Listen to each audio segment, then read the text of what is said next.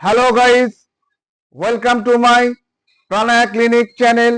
আজ আমি যোগার যে আসন নিয়ে আপনাদের সামনে কথা বলবো সেটা হচ্ছে মাউন্টেন পোজ। এই মাউন্টেন পোজকে সংস্কৃত ভাষায় বলা হয় তদাসন। এখন এই আসন আপনি কিভাবে করবেন? এই আসন করতে হলে আপনাকে ফ্লোরে বা যোগা ম্যাটের ওপর সোজা হয়ে দাঁড়াতে হবে এবং পা দুটো পাশাপাশি থাকবে এবং একটা বুড়ো আঙুল, একটা পায়ের বুড়ো আঙুল আর একটা পায়ের বুড়ো আঙুলের সঙ্গে লেগে থাকবে, টাচ করে থাকবে। একটা পায়ের গোড়ালি আর একটা পায়ের গোড়ালিকে টাচ করে থাকবে। এইবার হাত দুটোকে ওপরে তুলবেন। ওপরে তুলে বুড়ো আঙুল দুটো হাতে দুটো বুড়ো আঙুল বাদ দিয়ে আর যে চারটে চারটে আটটা আঙুল আছে একটার মধ্যে আরেকটা প্রবেশ করিয়ে একটা বন্ধনী সৃষ্টি করবেন এবং এই কোনই হাত দুটো সোজা হবে মাথার ওপর, একটা বন্ধনী সৃষ্টি হলো। তখন এই হাতের তালু, বন্ধনী অবস্থায় হাতের তালু ফ্লোরের দিকে অথবা যোগা ম্যাটের দিকে থাকবে। এইবার হাত দুটো যে সোজা হয়েছে পুরোপুরি সোজা করবেন না, কোনইতে একটু ভাঁজ অবস্থায় থাকবে। এইবার হাতের তালুটা বন্ধনী অবস্থায়, হাতের তালু দুটো বন্ধনী অবস্থায় ঠিক উল্টো করে দিন। উল্টো করে দিলে হাতের তালু দুটো স্কাইয়ের দিকে অথবা সিলিং এর দিকে থাকবে। এইবার পায়ের গোড়ালি দুটোকে আস্তে আস্তে তুলুন। শরীরের ব্যালেন্সটা এইবার পায়ের আঙুল এবং আঙুলের আগে, অর্থাৎ পায়ের আঙুলের যে ফ্যালেঞ্জেস বোন আছে এবং তার আগে যে মেটাটার্সাল বোন আছে, এই বোনের ওপর শরীরের ওজনটা থাকবে। হিল দুটো উঁচু অবস্থায় রইল। এইবার হাতের তালু স্কাইয়ের দিকে অথবা সিলিং এর দিকে রইল। এই অবস্থায় চোখ দুটো দৃষ্টি আঙুলের দিকে, হাতের তালুর দিকে বা হাতের তালুর দিকে রাখতে হবে। রেখে চোখ বন্ধ করে শ্বাস প্রশ্বাস স্বাভাবিক অবস্থায় থাকবে। 30 সেকেন্ড থেকে 1 মিনিট থাকতে হবে। তবে এই আসন প্রথম অবস্থায় করতে গেলে চোখ বন্ধ অবস্থায় অনেকের মাথা ঘুরতে পারে, তারা দৃষ্টিটা সামনের দিকে রাখবেন। আর এই যে হাতের তালুর দিকে দৃষ্টি দিয়ে চোখ বন্ধ করা, এটার মানে হচ্ছে আমাদের ভ্রুর মধ্যে একটা অংশ রয়েছে, যে অংশটা মাঝখানটা, দুই ভ্রুর মাঝখানটাকে বলা হয় গ্লাবেলা। এই গ্লাবেলাতে দৃষ্টিটাকে নিবদ্ধ করতে হবে। এইভাবে এই আসনটা করতে হবে এবং ওই হিলটা উঁচু অবস্থায়, হাতটা মাথার ওপর রেখে তালু দুটো সিলিং এর দিকে বা আকাশের দিকে রেখে 30 সেকেন্ড থেকে শ্বাস প্রশ্বাস স্বাভাবিক রেখে 30 সেকেন্ড থেকে 1 মিনিট থাকতে হবে চোখ বন্ধ অবস্থায়।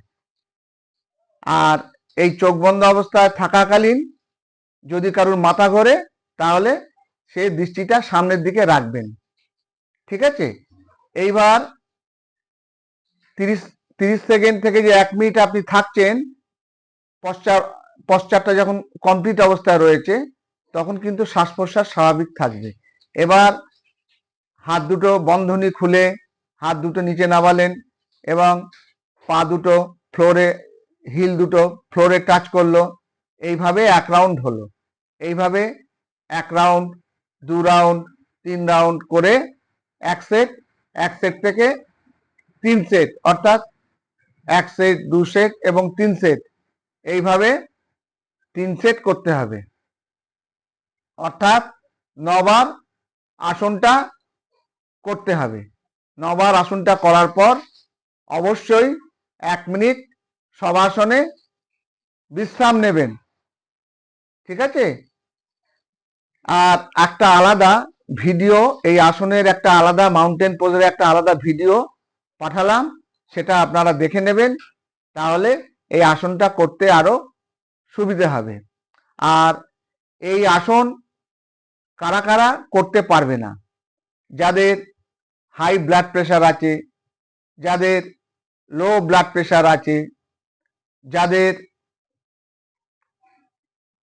ভাটাইগো আছে, অর্থাৎ এই ভাটাইগো রোগটা মানে পেশেন্টের সামনে যা কিছু সে দেখে বনবন করে ঘোরে। একটা ফটো যদি তার সামনে থাকে, সে ফটোটাও দেখছে, সে ঘুরছে, এইরকম, এটাকে ভাটাইগো বলে। আর মাইগ্রেন আত কপালে যদি থাকে, তারপরে স্লিপ অ্যাপনিয়া, ঘুমের ঘোরে অক্সিজেনের অভাবে হঠাৎ ঘুম ভেঙে যায়, দম দম মানে শ্বাস প্রশ্বাস আটকে যায়, এটাও একটা খুব বাজে রোগ। তাহলে এই রোগগুলো থাকলে এই আসন করা যাবে না। আর এই আসন করলে যে উপকার হয় সেটা তো হেডলাইনে বলেছি, যে ইদিমাতে উপকার হয়। আর এই আসনটা করলে লোয়ার লিম্ব, লোয়ার এক্সট্রিমিটি, অর্থাৎ দুটো পায়ের যে জয়েন্টগুলো, ankle joint, knee joint, hip joint, এগুলো খুব শক্তিশালী হয় এবং এই পায়ে যে সমস্ত মাসল আছে তারাও খুব সুন্দর, তাদের সৌন্দর্য বৃদ্ধি হয়, অর্থাৎ এই টনিসিটি তৈরি হয়, খুব ভালো টনিসিটি তৈরি হয়। আর এই ইদিমা রোগটা কি? এই ইদিমা রোগটা হচ্ছে দূষিত পদার্থ শরীরে জমে, সেটা পায়ে এসে জমে। যদি ইদিমা রোগটা হয় কারুর শরীরে, তখন এটা শরীরের অনেক জায়গায় হতে পারে, কিন্তু প্রথম কিন্তু এর লক্ষণ দেখা যাবে পায়ে। আর এটা পেটে যখন হয় তখন এর নাম পাল্টে ড্রপসি হয়। এটা বুকে হতে পারে, এটা মাথায় ব্রেনে হতে পারে, আবার এই চোখে হতে পারে, চোখের অপটিক নার্ভ ফুলে গিয়ে এটা হতে পারে। এখন এই ইদিমা কি কি কারণে হয়? সাধারণভাবে যদি কারুর হার্টের সমস্যা থাকে, কারুর কিডনির সমস্যা থাকে, কারুর লিভারের সমস্যা থাকে, তাদের এই ইদিমা রোগ হতে পারে। আর কাদের হতে পারে? যাদের এমন কিছু ওষুধ খাচ্ছে, ওষুধের জন্য ইদিমা রোগ হতে পারে, ওষুধের জন্য। আর ওবেসিটির জন্য হতে পারে, স্মোকারদের ইদিমা হতে পারে। তবে এই ইদিমা দু ধরনের হয়, একটা পিট আর একটা নন পিট। পিট মানে যেটা গর্ত হয়, আর একটা গর্ত হয় না, মানে আঙুল দিয়ে টিপলে একটা গর্ত হয় আর একটা গর্ত হয় না, দু ধরনের হয়। আবার এই গর্ত যে হয়, এই গর্ত হলে সেগুলো আবার বিভিন্ন গ্রেড দিয়ে ভাগ করা হয়। আপনি ধরুন আপনার কারুর ইদিমা আপনি চেক করছেন, পায়ে পায়ে আপনার একটা আঙুল দিয়ে আপনি প্রেস করলেন, প্রেস করার পর একটা গর্ত সৃষ্টি হলো, আঙুলটা তুলে নিলেন, দেখা গেল গর্তটা 2 মিলিমিটার গভীর, এবং এই গর্তটা আবার যে আঙুল তুলে নেওয়ার পর স্বাভাবিক অবস্থায় ফিরতে খুব অল্প সময় লাগছে, ইমিডিয়েট রিবাউন্ড হয়ে যাচ্ছে, তাহলে এটা ফার্স্ট গ্রেডের ইদিমা। আবার আপনি কারুর পায়ে আঙুল আঙুল দিয়ে টিপ মানে প্রেস করলেন, একটা গর্ত সৃষ্টি হলো, গর্তটা 3 থেকে 4 মিলিমিটার গভীর হলো, আবার আঙুল তুলে নিলে সেই গর্তটা পূরণ হতে 15 সেকেন্ডের কম সময় লাগলো, এটা হচ্ছে সেকেন্ড গ্রেড ইদিমা। আবার আঙুল প্রেস করলেন, একটা গর্ত হলো, আঙুল তুলে নিলেন, 5 থেকে 6 মিলিমিটার গর্তটা গভীরতা, আর এই এই এই গর্তটা পূরণ হতে, আঙুল তুলে নেওয়ার পর পূরণ হতে সময় নিচ্ছে ধরুন 15 সেকেন্ডের বেশি এবং 1 মিনিটের কম, সেক্ষেত্রে এটা থার্ড গ্রেডের ইদিমা।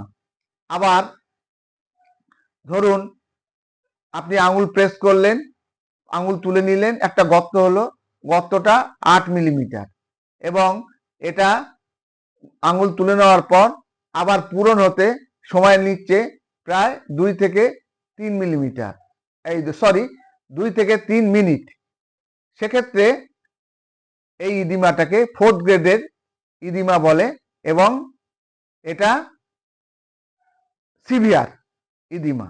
এখন এই ইদিমা হলে আপনি কি করবেন? এই ইদিমা হলে প্রথম অবস্থায় সবচেয়ে যেটা দরকার সল্ট রেস্ট্রিকশন। আর স্মোকার হলে তাদের স্মোক করা বন্ধ করতে হবে। আর যাদের ওবেসিটি আছে, যারা শরীরে ওজন বেশি, তাদের ওজন কমানোর চিন্তা ভাবনা করতে হবে। আর এই ইদিমা আবার অনেকের গ্র্যাভিটির জন্য হতে পারে, অর্থাৎ মাধ্যাকর্ষণ শক্তির প্রভাবে হতে পারে। আর এই ইদিমা কমানোর জন্যে যেসব খাদ্য মেনটেন করলে ভালো হবে, যেমন অ্যান্টিঅক্সিডেন্ট আছে, টমেটো, বেরি, যে কোনো বেরি, চেরি, কোয়াশ, বেল পেপার, এইসব অ্যান্টিঅক্সিডেন্টগুলো খেলে ইদিমা পেশেন্টদের উপকার হবে। আর কি উপকার হবে? আর কিছু ডাইইউরেটিক খাদ্য, যেসব খাদ্য খেলে ইউরিনের পরিমাণ বাড়বে, যেমন asparagus, parsley, beet, green beans, তারপরে আঙুর, আনারস, রসুন, পেঁয়াজ, এগুলো পেচ্ছাপ বর্ধক, অর্থাৎ পেচ্ছাপ বৃদ্ধি করে, ইউরিন বৃদ্ধি করে, এইগুলো আপনি খেতে পারেন। আর এই মাউন্টেন পোজ এই আসনে যে সমস্ত মাসলগুলো সক্রিয় ভূমিকা নিচ্ছে, তাদের মধ্যে কিছু কিছু মাসলের কথা আমি বলছি। যেমন ধরুন, এই যে পায়ের আঙুল, ফ্যালেঞ্জেস এবং মেটাটার্সাল, এই হাড়ের ওপর যখন শরীরের ওজন যখন থাকছে, তখন এটাকে মেডিকেল সায়েন্সের ভাষায় বলে প্লান্টার ফ্লেকশন। এই প্লান্টার ফ্লেকশন করতে যে মাসলগুলো সাহায্য করছে সেগুলো হচ্ছে সোলিয়াস, গ্যাস্ট্রোকনিমাস, এই দুটো মাসল সবচেয়ে বড় ভূমিকা নিচ্ছে। আর এই পায়ের যে ডর্সিফ্লেকশন করতে যে মাসলগুলো সাহায্য করে, যেমন extensor hallucis longus, extensor digitorum longus, tibialis anterior, এই তিনটে মাসল আবার এই ডর্সিফ্লেকশনে সাহায্য করে। আর আমাদের এই পাটাকে আবার স্বাভাবিক অবস্থায় ফিরে আসতে যে মাসলটা সাহায্য করছে সেটা হচ্ছে টিবিয়ালিস অ্যান্টেরিয়র। আর এই আসনে আমাদের থায়ের সামনের দিকে যে মাসলটা রয়েছে কোয়াড্রিসেপস, এই মাসলটা 4টে মাসল দিয়ে তৈরি: রেকটাস ফিমোরিস, ভাস্টাস ল্যাটারালিস, ভাস্টাস মিডিয়ালিস, ভাস্টাস ইন্টারমিডিয়াস। এই 4টে মাসল দিয়ে এই কোয়াড্রিসেপস মাসলটা তৈরি। এখন যখন এই হিলটাকে ওপরের দিকে করে পায়ের আঙুলের ওপর ভর দিয়ে যখন সারা শরীরের ওজনটা যখন আমাদের থাকছে, তখন এই মাসলগুলোকে ভেতর দিকে টানতে এবং নি ক্যাপটাকে ঠিক পজিশনে আনতে এই কোয়াড্রিসেপস মাসলটা খুব সাহায্য করে। আবার এই এই পায়ের যে কাপ, এই কাপে যে মাসল রয়েছে গ্যাস্ট্রোনিমাস, সোলিয়াস, এরাও আবার ওই অ্যাঙ্কেল জয়েন্টকে ঠিক পজিশনে আনতে সাহায্য করে। তাই এই হাঁটু এবং অ্যাঙ্কেল জয়েন্টে এই আসনটায় খুব উপকার হয়। আর হিপ জয়েন্টের ওখানে হাইয়েস্ট পয়েন্ট, যে হিপের যে হাইয়েস্ট পয়েন্ট, সেইখানে একটা মাসল রয়েছে টেনসর ফাসা লাটা।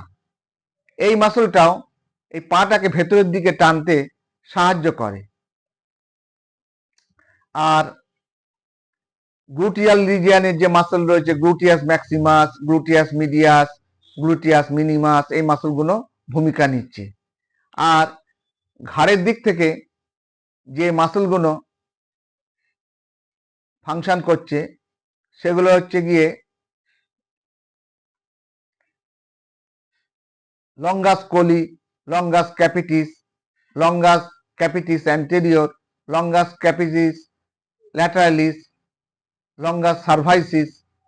আবার এই মাসলটা লঙ্গাস সার্ভাইসিস, এটা superior oblique, inferior oblique, vertical, এইসব ভাগে বিভক্ত। আবার রেকটাস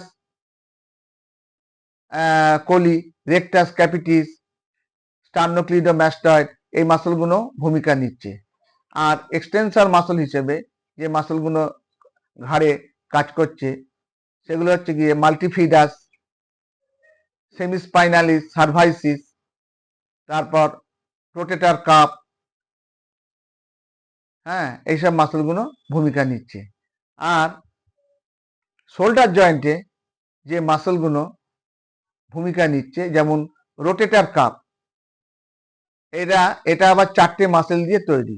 সুপ্রাস্পাইনেটাস, এই মাসেলটা এটা একটা অ্যাবডাক্টর মাসল, এটা 15 ডিগ্রি পর্যন্ত অ্যাবডাকশন করতে, আমাদের কাঁধকে অ্যাবডাকশন করতে সাহায্য করছে। আর টেরেস মাইনর এবং সাবস্ক্যাপুলারিস, এই মাসল দুটো এক্সটার্নালি কাঁধকে রোটেট করতে সাহায্য করছে।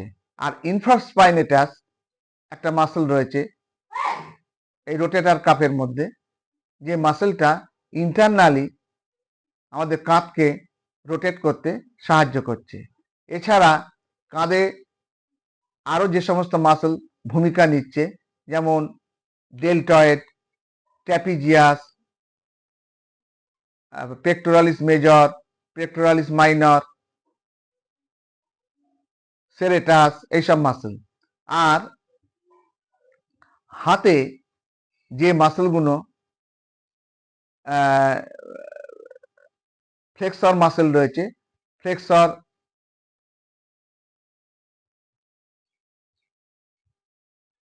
কার্পাই radialis longus, flexor carpi radialis brevis, flexor carpi ulnaris, তারপর flexor digitorum superficialis, flexor digitorum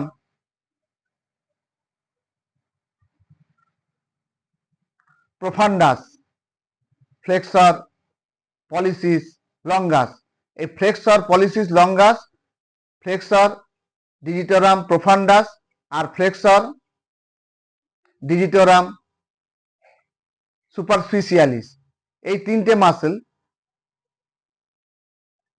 হাতের ডর্সিফ্লেকশনে সাহায্য করে। আর হাতের প্ল্যান্টাল ফ্লেকশনে যে সাহায্য করে যে মাসেলটা, সেটা হচ্ছে প্রোনেটর। আবার হাতটাকে সোজা অবস্থায় ফিরে আসতে সাহায্য করে যেটা ডর্সিফ্লেকশনের পরে, সেটা হচ্ছে কি পামারিস লঙ্গাস। এই হলো মাসেলের ব্যাপার। আমার ভিডিও যদি আপনাদের ভালো লাগে তাহলে সাবস্ক্রাইব করুন, লাইক করুন, শেয়ার করুন, বেল আইকনটি টিপে রাখুন যাতে পরবর্তীকালে ভিডিও লোড হলে আপনার মোবাইলে নোটিফিকেশান পৌঁছে যায়।